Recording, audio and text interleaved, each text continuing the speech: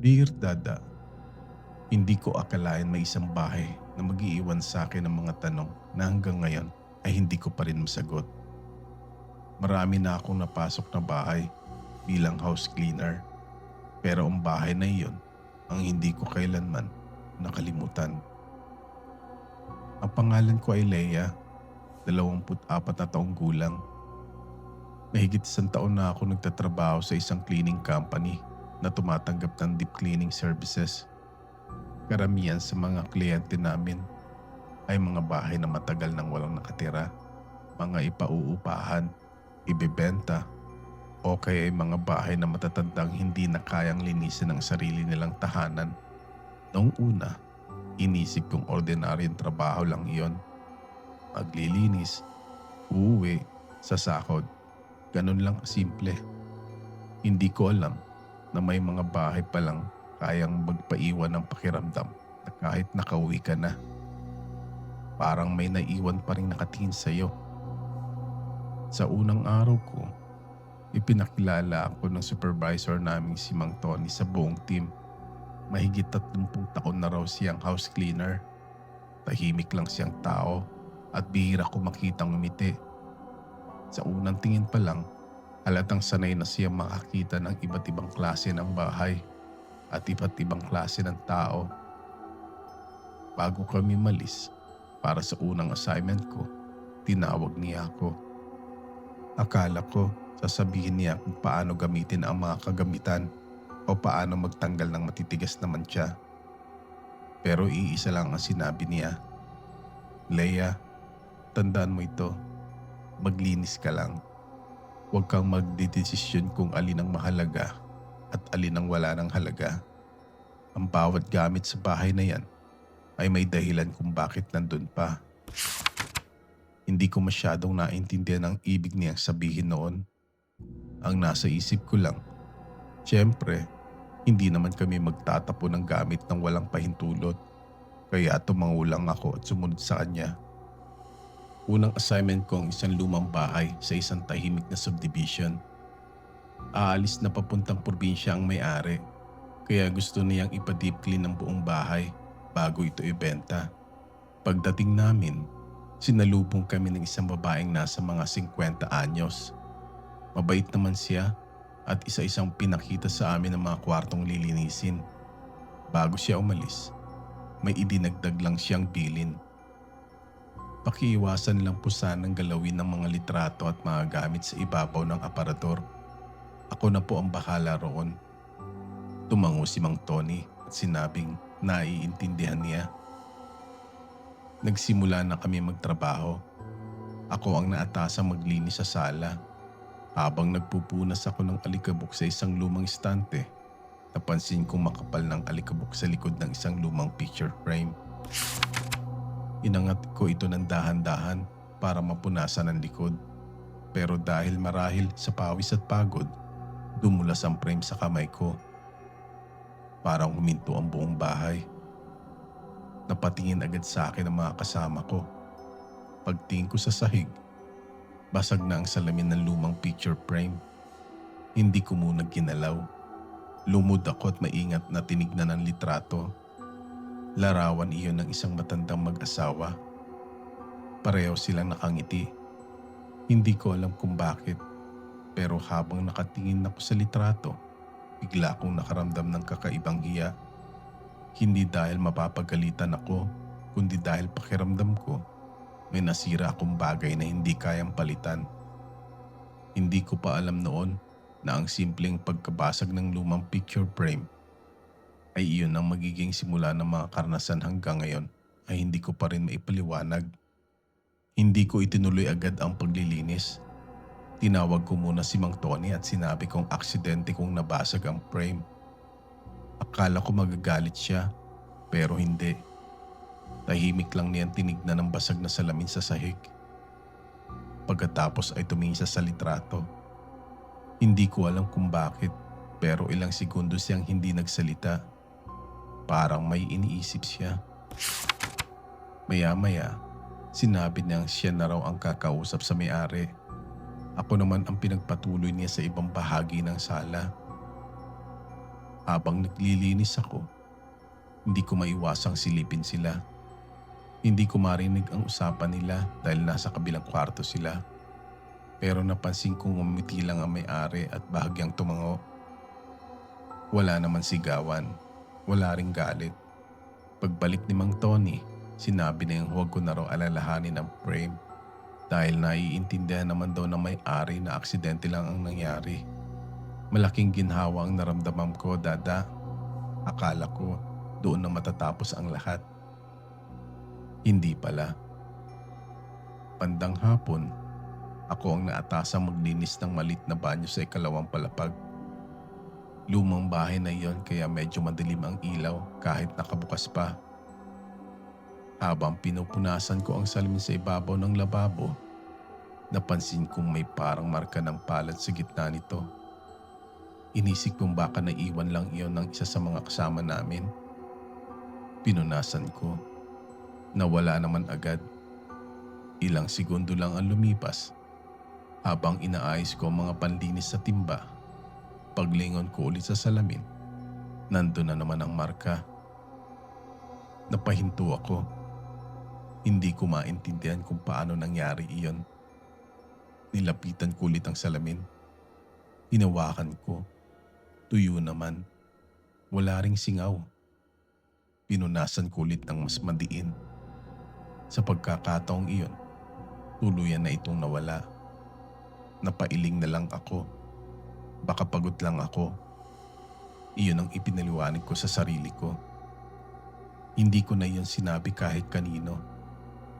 Ayoko namang isipin nilang natatakot agad ako sa unang araw ko pa lang. Nang matapos namin ang unang bahay, isa-isa naming ibinalik sa van ang mga gamit. Habang isinasara ko ang likurang pinto ng sasakyan, bigla kong narinig na may mahinang tumawag sa pangalan ko. Leia. Mahina lang. Parang may babaeng nasa likod ko. Agad akong lumingon. Wala. Ang naroon lang ay ang bakanting garahe at ang bukas na pintuan ng bahay. Inisip kong baka isa sa mga kasama ko ang tumawag. Pagpasok ko sa van, tinanong ko sila. Lahat sila ay nagkatinginan lang. Wala raw ni isa sa kanila ang nagsalita. Napangiti lang ako kahit medyo kinakabahan na. Sinabi ko baka mali lang ang dinig ko. Tahimik na umandar ang van. Halos 10 minuto na kaming biyahe nang magsalita si Mang Tony. Hindi niya ako tiningnan. Nakatitig lang siya sa kalsada. Pagkatapos ay sinabi niya, Leia, kapag may napansin kang kakaiba sa mga bahay na nililinis natin, huwag mo munang ikwento sa iba. Napakunot ang noo ko. Hindi ko alam kung bakit niya sinabi iyon. Hindi ko pa nga naibabanggit sa kanya ang tungkol sa salamin o sa narinig kong pagtawag sa pangalan ko. Bago pa ako makapagtanong, nagsalita ulit siya. Hindi lahat ng bagay kailangan may paliwanag agad. Pagkatapos noon, wala na kaming pinag-usapan hanggang makarating sa opisina. Pero sa buong biyahe pa uwi, iisa lang ang paulit-ulit na pumapasok sa isip ko. Paano nalaman ni Mang Tony na may napansin akong kakaiba, gayong wala naman akong pinagsabihan? Pagkatapos ng unang assignment ko, sunod-sunod na ulit ang naging trabaho namin. Halos araw-araw, iba-iba ang bahay na nililinis namin. Minsan, maliit na bungalow, minsan 2 palapag, at kung minsan naman, ay mga bahay na halos matagal nang walang nakatira. Unti-unti na rin akong nasanay sa trabaho. Natutunan kong maglinis ng hindi nakakasira ng gamit. Mas naging maingat ako sa bawat litrato, bawat vase, at bawat lumang dekorasyon na nakapatong sa mga estante. Pero kahit naging normal na ang trabaho, hindi nawala ang mga kakaibang pangyayari. Hindi rin naman ito nangyayari sa bawat bahay. May mga assignment na buong araw kaming nagtatrabaho ng walang kahit anong kakaiba. Tapos bigla na lang sa isang bahay, may mangyayari na naman na hindi ko maipaliwanag. Isang beses, habang nagwawalis ako sa ikalawang palapag, ng isang lumang bahay, pakiramdam ko ay may taong bumaba sa hagdan. Narinig ko pa ang mahinang paglangit-ngit ng bawat hakbang. Akala ko may isa sa mga kasama ko ang lumabas ng kwarto. Pero wala naman. Lahat sila nasa ibaba at sabay-sabay pang naglilinis ng kusina. Hindi ko na lang pinansin. Sinabi ko na lang sa sarili kong baka lumang kahoy lang ang bahay kaya kung ano-anong tunog ang naririnig ko. Sa isa namang assignment, habang nagpupunas ako ng bintana, may anino akong nakita sa refleksyon ng salamin. Parang may taong dumadaan sa likod ko. Paglingon ko, wala naman. Noong una, akala ko nag-overthink lang ako. Pero habang tumatagal, napansin kong iisa ang pagkakapareho ng lahat ng bahay na iyon. Lahat sila ay may mga gamit na halatang matagal nang iniingatan ng may-ari. At halos lahat na may-ari ay may parehong bilin. Pakiiwasan po ang mga litrato o kaya naman pakiiwan na lang ang mga kahong iyan. Minsan, huwag na pong gagalawin ang mga aparador. Hindi ko alam kung bakit, pero tuwing maririnig ko ang mga bilin na iyon, naaalala ko ang unang frame na nabasag ko. Isang araw, may nilinis kaming bahay ng isang matandang lalaki. Nalilipat na sa bahay ng anak niya. Habang inaayos ko ang sala, may napansin ako maliit na laruang kahoy sa ilalim ng lumang sopa. Noong unang buwan ko sa trabaho, malamang inilagay ko lang iyon sa isang kahong kasama ng ibang gamit. Pero hindi ko ginawa. Dinala ko iyon sa matanda. Pagkakita niya pa lang sa laruan, agad siyang napaupo. Mahigpit niya itong hinawakan na parang ayaw na niyang bitawan. Pagkaraan ng ilang sandali, sinabi niyang matagal na raw niya itong hinahanap. Regalo raw iyon ng asawa niya sa anak nilang pumanaw noong bata pa lamang. Hindi ko alam ang sasabihin ko. Tahimik lang akong nakinig. Habang ibinabalik ko ang mga gamit sa sala, narinig kong bumulong ang matanda. Akala ko hindi ko na ito makikitang muli. Hindi niya alam na narinig ko siya. At sa unang pagkakataon, naisip kong baka iyon ang ibig sabihin ni Mang Tony, na huwag kaming magdedesisyon kung alin ang mahalaga at alin ang wala ng halaga. May mga gamit palang wala namang halaga sa ibang tao, pero buong buhay ng isang tao ang nakakabit doon. Pagka-uwi namin sa opisina, nililinis na namin ang mga gamit bago umuwi. Habang inaayos ko ang map, lumapit si Mang Tony. Tahimik lang siya. Pagkatapos ay tinanong niya ako, "Kumusta ka na?" Pero nagtaka ako. Akala ko tungkol sa trabahong itatanong niya. Hindi ko alam kung bakit. Pero bigla kong naikwento sa kanya ang tungkol sa mga kakaibang nararanasan ko. Hindi ko sinabing multo. Hindi ko rin sinabing natatakot ako. Sinabi ko lang na may mga pagkakataon parang may mga bagay akong naririnig at nakikita na hindi ko maipaliwanag. Tahimik lang siyang nakinig. Pagkatapos ay ngumiti ng bahagya at sinabi niya, "Ang importante, huwag mong kalilimutan kung bakit tayo narito." Hindi ko agad naintindihan ang ibig niyang sabihin. Bago siya umalis, idinagdag pa niya, "Maglinis lang tayo. Iyon lang ang trabaho natin." Iniwan niya akong nakatayo roon. Habang pauwi ako, hindi ang mga kakaibang pangyayari ang iniisip ko, kundi ang tanong kung bakit paulit-ulit niyang ipinapaalala ang iisang bagay.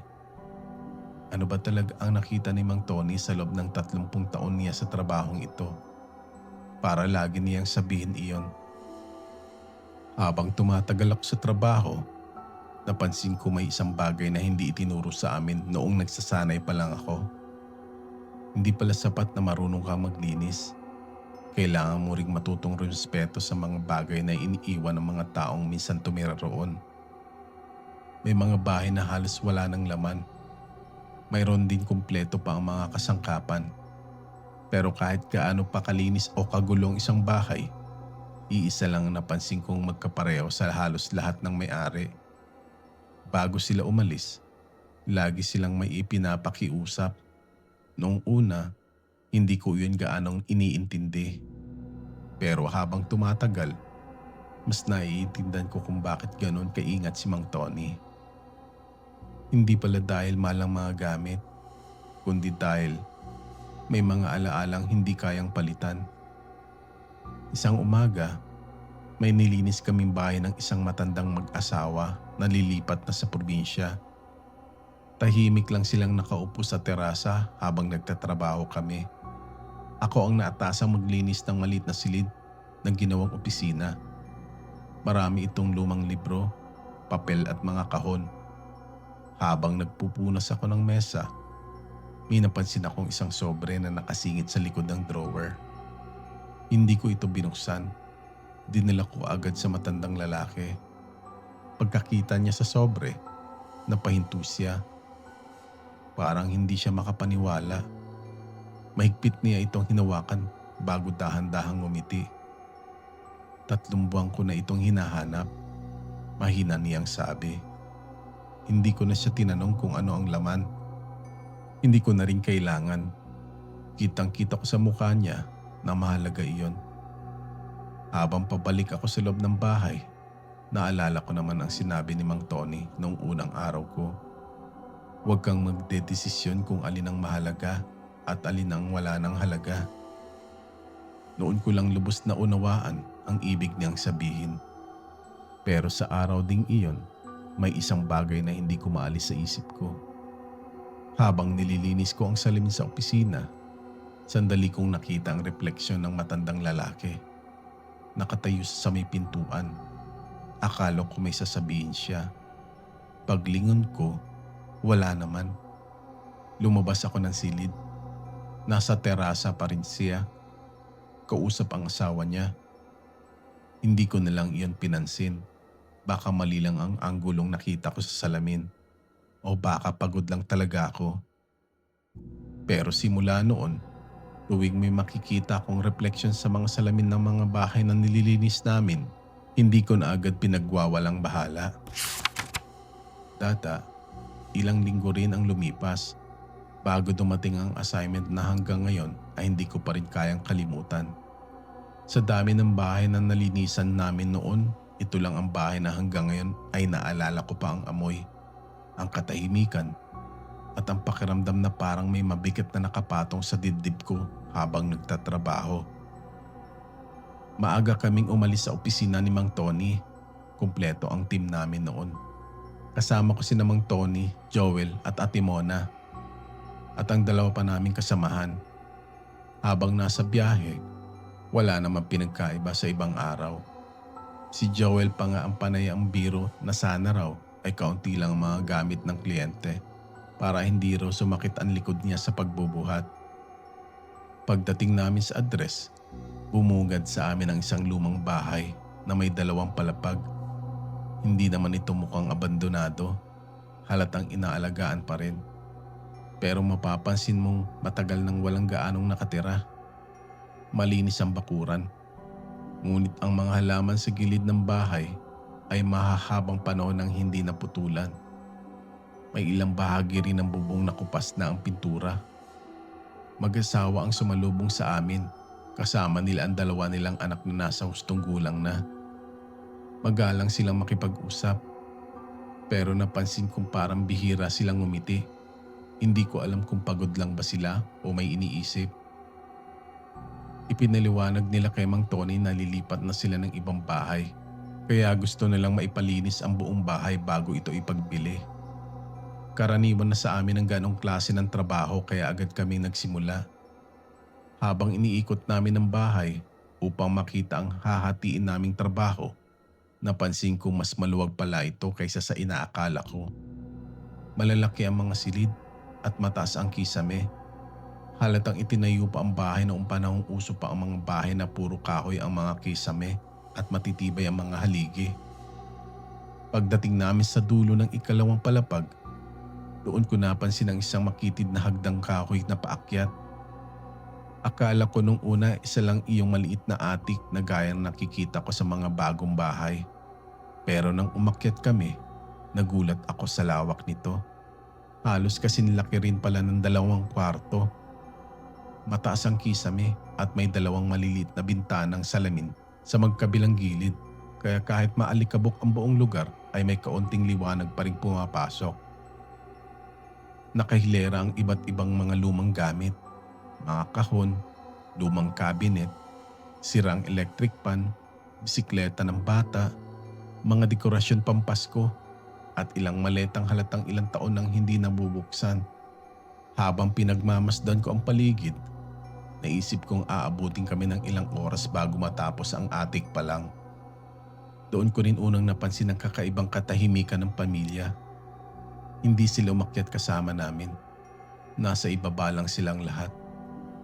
Paminsan-minsan ay sumisilip ang ama sa may hagdan pero hindi siya tuluyang umaakyat. Ang asawa naman niya ay nanatili lang sa may pasilyo sa ikalawang palapag.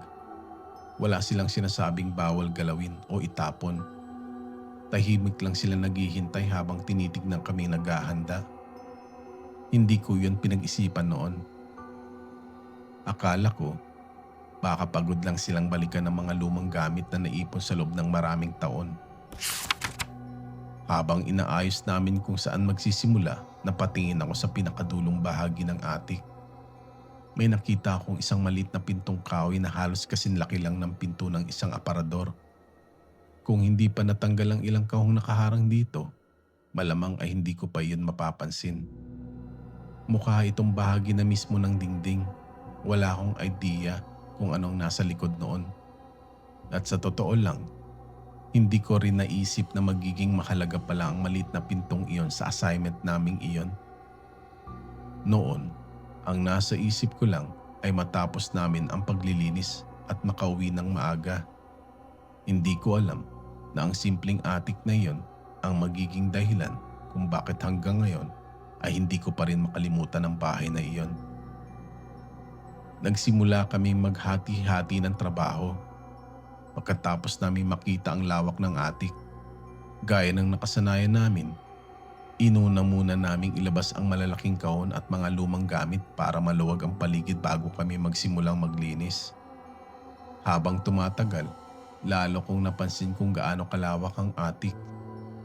Hindi ito katulad ng mga attic na nakita ko sa ibang bahay. Mataas ang kisame nito at halos kasing laki ng 2 kwarto. Kahit 5 kaming gumagalaw, hindi kami nagsisiksikan. Maraming lumang cabinet. Habang inililipat namin ang mga kahon, napansin kong panay ang silip ni Ate Mona sa cellphone niya. Napangiti pa nga siya nang makabili siya ng isang gamit sa live selling na matagal na raw niyang gustong bilhin. Tinukso namin siya ni Joel dahil kahit nasa trabaho kami, nakasingit pa rin siya sa panonood ng mga online seller. Ilang sandali kami nagtawanan bago kami muling bumalik sa paglilinis. Karaniwan lang ang lahat. Pero paminsan-minsan ay umaakit ang isa sa mga anak ng may-ari para tignan kung alin ang itatabi at alin ang maaari ng alisin. Kapag may pagdududa kami sa isang gamit, tinatawag namin siya. Ayaw kasi ni Mang Tony na kami ang magdesisyon sa mga personal na gamit na may-ari. Habang binubuhat namin ni Joel ang isang lumang cabinet, narinig kong may tumawag sa pangalan ko. Mahina lang, sapat lang para mapalingon ako. Akala ko si Joel. Paglingon ko, nakatalikod siya sa akin at abala pa rin sa pagbubuhat. Naisip kong baka ang isa naming kasama ang tumawag. Pero nang tanungin ko sila, pare-pareho silang nagsabing wala naman silang sinabi. Hindi ko na yun napansin. Marahil ay mali lang ang dinig ko. Nagpatuloy kami sa trabaho. Makalipas ang ilang minuto, habang nagwawalis ako sa isang sulok, may narinig ako 3 mahinang katok. Huminto ako sa pagwawalis. Hindi ko agad matukoy kung saan ang galing ang tunog. Pagkaraan ng ilang segundo, wala na ulit akong narinig. Tinawag ko si Joel at tinanong kung may narinig din ba siya. Umiling lang siya Baka raw galing sa kahoy ng bubong dahil mainit ang panahon. May punto naman siya.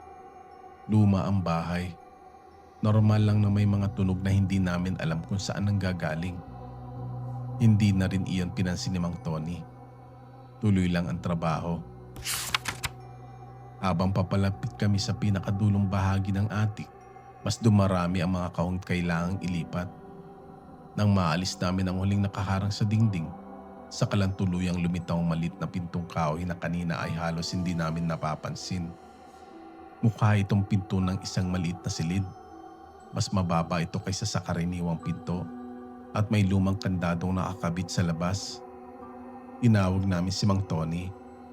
Matagal niya itong pinagmasdan bago niya sinabing kailangan muna naming magpaalam sa may-ari bago namin ito buksan.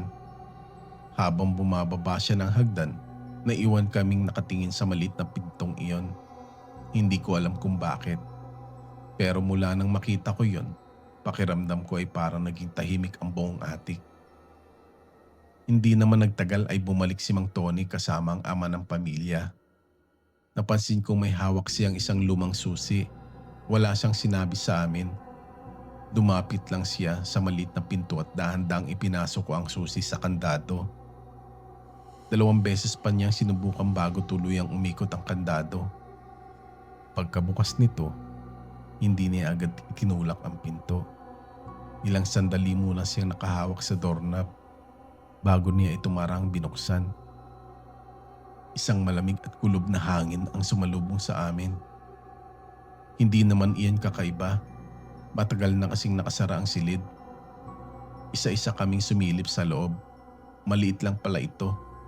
May lumang estante, may maliit na kutsyon, may ilang kahon at may mga gamit na halatang matagal nang hindi nagagalaw. Habang pinupunasan ko ang estante, napansin ko may maliit na flashlight na nakapatong sa ibabaw nito. Hindi ko iyon kinalaw. Nagpatuloy lang ako sa pagpupunas. Makalipas ang ilang minuto, muli akong napatingin sa estante.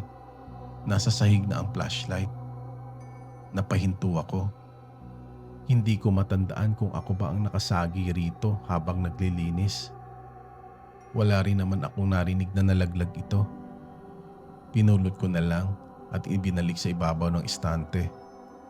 Hindi ko na iyon binanggit sa iba. Habang nagpupunas ako ng dingding, may narinig na naman akong mahinang tunog. Parang may isang taong huminga ng malalim. Napalingon ako. Wala naman tao sa likod ko. Sumilip ako sa labas ng maliit na silid. Naroon sina Joel at Ate Mona at isa pa naming kasama. Kapwa abala sa pagbubuhat ng mga kahon. Hindi rin ako sigurado kung talagang may narinig ako o baka pagod lang ako sa maghapong trabaho. Hindi ko na rin iyon sinabi kay Mang Tony. May mga pagkakataon kasi na mas mabuting tapusin nila ang trabaho kaysa maghanap ng paliwanag sa mga bagay na hindi naman namin kayang patunayan. Habang tinatapos namin ang paglilinis, napansin kong tahimik lang ang ama ng pamilya. Nakatayo sa may pintuan ng maliit na silid. Hindi siya pumapasok, hindi rin siya umaalis. Nakatingin lang siya sa loob na para bang may matagal na siyang gustong balikan pero hindi niya magawa. Noon ko naramdaman na ang maliit na silid na iyon ay hindi lang basta lumang imbakan. May dahilan kung bakit nanatili itong nakasara sa loob ng napakaraming taon. At ang dahilan na iyon ay nalaman lang namin matapos naming tuluyang matapos ang paglilinis. Matapos naming linisin ang maliit na silid, saka lang tuloy nagsalita ang ama ng pamilya. Hindi niya kami kinausap na parang mga tagalinis ng bahay. Mas para bang matagal na niyang gustong ikwento ang nangyari. Pero ngayon lang siya nagkaroon ng lakas ng loob dahil muli na niyang nabuksan ang silid na matagal niyang iniiwasan. Ikinuwento niyang noong maliit pa ang bunso nilang anak, paborito raw nitong maglaro ng taguan. Madalas daw itong umaakyat sa attic dahil doon niya tinatago ang mga laruan at mga gamit na ayaw niyang pakialaman ng mga nakakatanda niyang kapatid. Isang hapon, habang abala silang mag-asawa sa pag-aayos ng bahay, napansin nilang hindi na nila makita ang bunso. Noong una, Hindi sila nag-alala. Inakala nilang nagtatago lang ito gaya ng dati. Hinanap nila sa buong bahay. Lumabas pa sila ng bakuran. Nagtanong sa mga kapitbahay. Pero wala. Hanggang sa naisip nilang silipin ang attic. Doon nila nakita ang malit na silid. Noon lang nila napansin na nakasara pala ito. Luma na rin ang kandado at sumasabit kapag tuluyan nagsasara ang pinto. Hindi ko na rin iyon naitanong sa ama. Sapat na ang sinabi niyang huli na silang dumating. Habang nakikinig ako sa kwento niya, hindi ko maiwasang maalala ang mga nangyari habang naglilinis kami. Ang mahinang pagtawag sa pangalan ko. Ang 3 katok na ako lang ang nakarinig. Ang flashlight na hindi ko alam kung paano napunta sa sahig. Ang malalim na paghingang hanggang ngayon ay hindi ko pa rin alam kung saan nanggaling. Hindi ko pa rin alam kung nagkataon lang ba ang lahat ng iyon. O baka pagod lang ako noong mga oras na iyon. Hindi ko rin alam kung may kinalaman ba ang mga iyon sa kwentong ibinahagi ng ama. At sa totoo lang, wala na rin akong balak alamin. Matapos ang pag-uusap na iyon, tahimik na naming tinapos ang natitira naming trabaho. Wala nang nagbiro, wala na rin nagkwekwentuhan. Kahit si Joel na karaniwang hindi nauubusan ng sasabihin ay naging tahimik na rin. Bago kami bumaba ng attic, sinigurado naming maayos ang pagkakalagay sa lahat ng mga gamit sa loob ng maliit na silid. Hindi namin ito inayos para magmukhang bago. Inayos namin ito bilang paggalang sa mga taong nagmamay-ari ng mga alaalang iyon. Paglabas ko ng maliit na silid, huli akong lumabas sa aming lahat. Naalala kong tumingin pa ako sa loob bago ako tuluyang lumabas. Pagkatapos noon, malinaw kong naalala na isinara ng ama ang pinto. Narinig ko pa ang mahinang tunog ng kandado. Habang pababa na kami ng hagdan ng attic, hindi ko alam kung bakit napalingon pa ako. Nandun pa rin ang maliit na silid. Hindi ko alam kung tama ba ang nakita ko. Pero pakiramdam ko ay bahagi nakabukas ang pinto nito. Hindi sapat para makita ang loob. Sapat lang para mapansin kong hindi na ito katulad ng pagkakaalala kong iniwan namin. Hindi ko na iyon sinabi kina Mang Tony. Hindi na rin ako bumalik upang tignan. Baka mali lang ang pagkakatanda ko. O baka hindi lang talaga tuluyan nagsara ang lumang pinto. Hanggang ngayon, iyon pa rin ang pinaniniwalaan ko. Tahimik ang biyahe namin pauwi, Dada. Halos wala ni isa sa amin ang nagsasalita. Habang nagmamaneho si Mang Tony, hindi ko mapigilang balikan sa isip ko ang buong nangyari sa bahay na iyon. Hindi ko alam kung bakit, pero pakiramdam ko ay may tanong pa rin akong hindi masagot. Bago kami makarating sa opisina, tinanong ko si Mang Tony. Sinabi ko sa kanya na sa dami ng bahay na napuntahan namin, iyon lang ang bahay na nag-iwan sa akin ng ganoong pakiramdam. Hindi ko rin napigilang sabihin sa kanya ang tungkol sa mga narinig at napansin ko sa attic. Tahimik lang siyang nagmamaneho habang nakikinig. Akala ko hindi na siya sasagot. Pagkaraan ng ilang sandali, marahan siyang nagsalita. Sinabi niyang sa tagal na niyang nagtatrabaho, marami na rin siyang naranasang mga bagay na hanggang ngayon ay wala pa rin siyang maibigay na paliwanag. Pero idinagdag din niyang hindi lahat ng bagay ay kailangang sagutin. May mga karanasang mas mabuting tanggapin na lang kung ano ang naalala natin kaysa pilitin nating hanapan ng paliwanag na baka hindi naman talaga natin makikita. Hindi na ako nagsalita pagkatapos noon. Hanggang ngayon, hindi ko pa rin alam kung ano ba talaga ang narinig ko sa attic na iyon. Hindi ko rin alam kung bakit ako lang ang nakarinig ng mga katok. Kung bakit pakiramdam ko ay may huminga sa likod ko. O kung bakit tila bahagyang bumukas ang pinto nang huli ko itong makita. Baka pagod lang talaga ako. Baka pagkakataon lang ang lahat. O baka may mga bagay lang talagang hindi kayang ipaliwanag ng kahit sinong tao. Yun ang dahilan kung bakit naisip kong isulat ang karanasang ito at ipadala sa iyo, Dada. Hindi para patunayan na may multo sa bahay na iyon, kundi para ibahagi na minsan sa pinakatahimik na mga bahay may mga karanasang hindi natin maipaliwanag at marahil hindi na rin natin kailangang ipaliwanag. Hanggang sa muli, Leia. Mga kadada, may mga bahay na matagal nang nalilinis. Pero may mga alaalang hindi kailanman nabubura. Sa kwento ni Leia, hindi natin napatunayang may multo. Hindi rin natin napatunayang wala. Pero may isang bagay na sigurado. Ang bawat tahanan ay may kwentong hindi natin nakikita sa unang tingin. Kaya sa susunod na makapasok kayo sa isang lugar na tila may kakaibang katahimikan, huwag ninyo agad husgahan ang hindi ninyo nauunawaan. Minsan, ang tunay na bigat ay hindi nanggagaling sa mga nagpaparamdam, kundi sa mga alaalang naiwan ng mga taong minsan namuhay roon.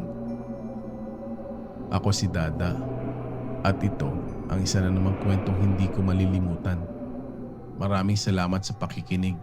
Hanggang sa susunod na gabi dito sa Ang Kwento ni Dada.